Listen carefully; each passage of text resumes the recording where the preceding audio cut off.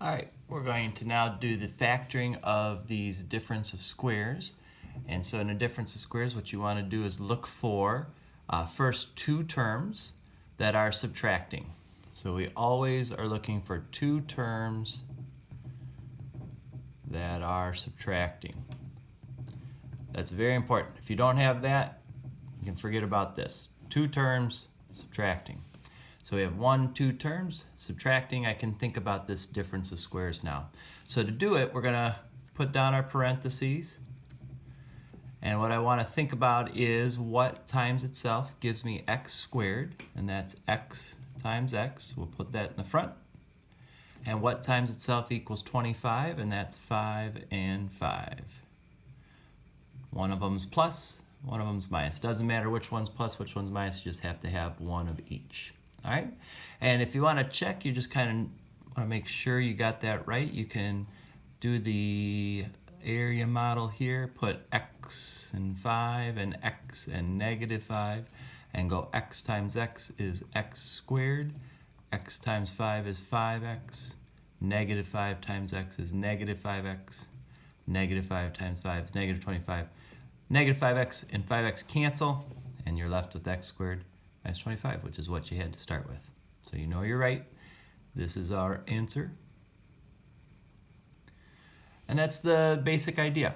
So we'll walk through the rest of them here. We've got, again, two terms that are subtracting. So we're going to go ahead and set up the parenthesis. Y squared is y times y. 100 is 10 times 10. Make one of them plus, one of them minus. There we go. Again, if you want to make sure, you can take what you wrote and kind of multiply it out. So y and 10, y and -10, y times y is y squared, 10 times y, -10 times y, -10 times 10. You'll see the middle terms cancel out.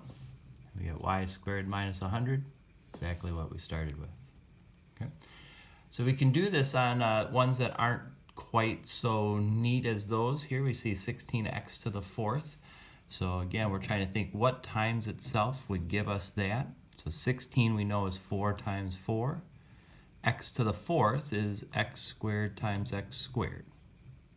So 4x squared times 4x squared would give me back to 16x to the fourth. So I'm good there. The 9's easy enough. That's 3 times 3. And again, we're going to make one of these plus and one of these minus. And so there's our answer right there. Now this last one gives us a couple of options here. We can actually do it right away with two terms that are subtracting. 36 is 6 times 6. X to the eighth is x to the fourth times x to the fourth. 4 is 2 times 2. And y squared is y times y. We make one of these plus and one of these minus. This is correct and gets the job done. If you wanted to, though, so we'll box that up. That isn't an answer. If we wanted to, though, we could have taken a 4 out of both of these. Both of these are divisible by 4. So we could have gone 4 times 36 divided by 4 is 9. Keep the x to the eighth, minus, and then the 4 got pulled out, so all that's left there is y squared. And then you'll notice that 9x to the eighth and y squared, that's also a difference of squares. So I could write this as 4 times 9 is 3 times 3. X to the eighth is x to the fourth times x to the fourth. And y squared is y times y. So make one of those plus and one of those minus. And that also is an answer. Now you'll notice if we go back up here, I could take a 2 out of both of those. I could take a 2 out of both of those. If I take a 2 out of these, it turns into 3x to the fourth plus y. If I take a 2 out of those, it's 3x to the fourth minus y. And that 2 multiply to make that 4. So it all checks out. Just another option for you if you wanted to.